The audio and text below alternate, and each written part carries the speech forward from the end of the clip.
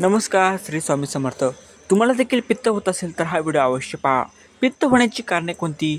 तर चुकीचा आहार, तेलकट, तिखट, मसालेदार पदार्थ, लाल मांस या प्रकारचे अन्नपदार्थ आपण खाल्ले तर हमखास पित्त होऊन छातीत जळजळ होते.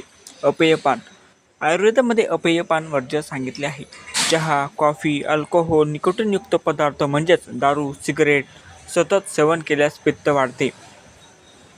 ऊन सहन न होणे. जर आपण तीव्र उन्हामध्ये काम करत असाल आणि तुमच्या शरीराला ऊन सहन झाले नाही तर शरीरातील पित्त वाढू लागते. भावनिक ताण. कोणत्याही गोष्टीचा अति विचार करून भावनिक तणाव आला असेल तर पित्तदोष उद्भवतो. पित्ताचा त्रास कमी करण्यासाठी काही घरगुती उपाय. अमृतफळ म्हणजेच आवळा. चवीला तुरट असा आवळा कफ आणि पित्त प्रकोप कमी करणारा आहे. त्यामधील व्हिटॅमिन सी अन्ननलिका पोट स्वच्छ ठेवते. पित्ताचा त्रास होत असेल तर कच्चा आवळा थोडे मीठ लावून खाऊ शकता. आवळ्याचे चूर्ण करून ते कोमट पाण्यातून घेऊ शकता. हा उपाय काही दिवस सकाळी केल्यास पित्तविकार कमी होतो. मूग आणि तांदूळ.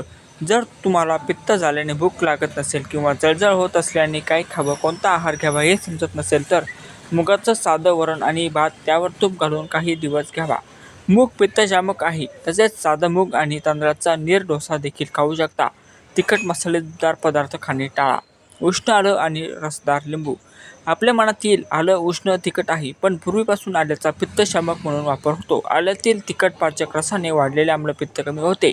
लिंबाचा रस त्यावरील व्हिटॅमिन सी मुळे पित्ताशय स्वस्त होते.